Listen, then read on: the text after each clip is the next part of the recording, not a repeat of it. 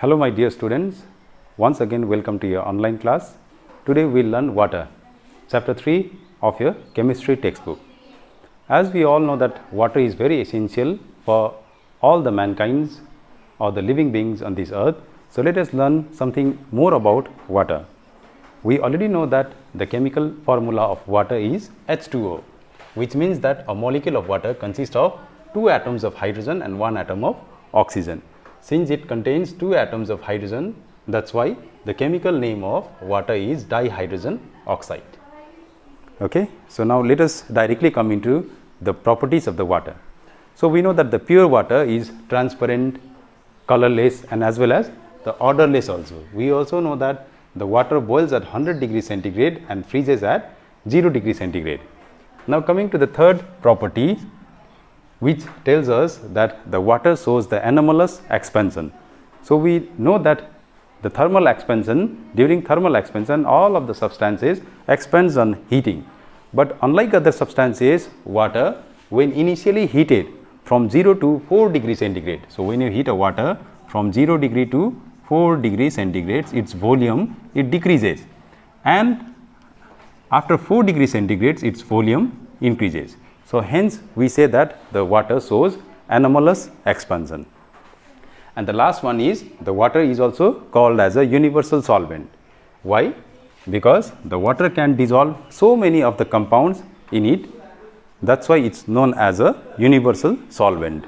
Now the reason why the water can dissolve so many of the substances is since the water has a very high dielectric constant. So that's why the water is capable of dissolving many of the organic and as well as inorganic substance in it. We have already learned that the water is a universal solvent, so it can dissolve even the salt and the air in it. Now there are some of the importance of dissolve salt and air in water.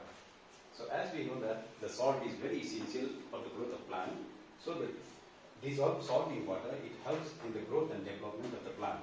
Not only that, it also adds taste to water. You must have drunk boiled water. So it is flat to taste because on boiling of water, many of the volatile salts it evaporates away. So the water becomes flat to taste.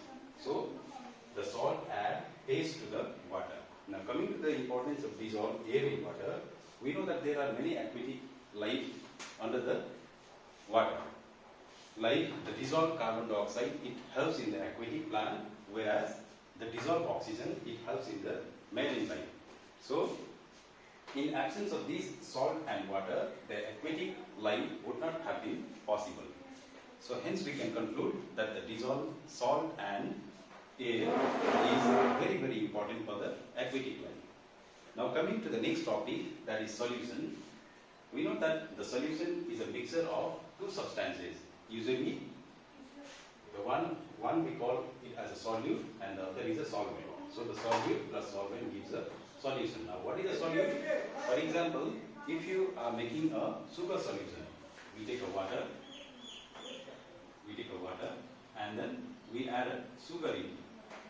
So here the water acts as a solvent and the sugar acts as a solute, and then we get a sugar solution.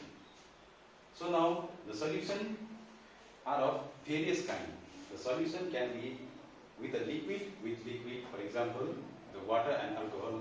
The solution can be solid with a liquid, for example, a sugar solution. The solution can also be with a liquid with a gas, for example, a soda lime, soda water, or simply a carbonated drink is also an example of liquid with a gas. And finally, we have the solution of solid with a solid. So the different alloys, they are the solids. They are the solutions of two different kinds of solid. Now, apart from classifying the solution as a mixture of solid and liquid and solid, we can also classify the solution as a saturated and unsaturated solution. So, what does the saturated and unsaturated mean?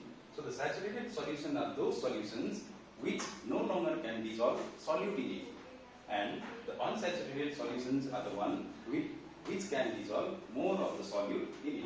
For example, if you take China dish and then take a little bit of water and then you go on adding a salt, and Finally, you will reach a stage when this water can no longer dissolve a salt in it. Then we call it a saturated solution. And the state when the water is capable of dissolving some more salt in it, that is known as a unsaturated solution. So we saw that the water or the liquids, they are capable of dissolving many of the solute in it. So different liquid can dissolve different amount of solute in them. So hence comes the what? Solubility.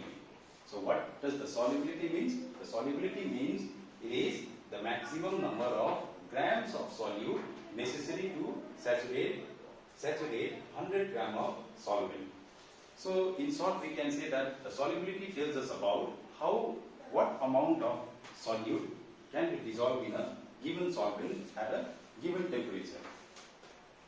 So another next important topic we have in the word solubility is how does the solubility varies with the temperature.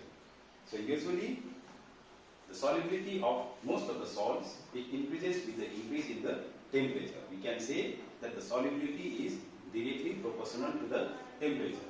So a graphical representation of the dependence of solubility on the temperature is known as solubility curve. It is known as solubility curve. So what is the importance of solubility curve? The solubility curve, it helps us to know what amount of salt can be dissolved in a given solvent at a particular temperature. So it is not necessary that most of the salt's solubility increases with the rise in temperature. Sometimes the solubility even decreases with the rise in temperature. So such solubilities are said to be an anomalous solubility. Or calcium sulfate shows an anomalous solubility. Initially, with the increase in the temperature, the solubility of the salt increases, and further on increasing, the solubility decreases. Some of the salt, its solubility greatly increases with the rise in temperature. Example is a potassium nitrate. With the increase in the temperature, the solubility of the potassium nitrate increases rapidly. And some of the salts, like the common salt we use in our house, that is the sodium chloride, its solubility is almost constant throughout. That means whether a water is hot or cold, the water can dissolve the same amount of sodium chloride in it. So hence we say that the solubility of a sodium chloride is constant. So this is all about today's class. In the next class, we shall learn about few more terms related to the chapter water.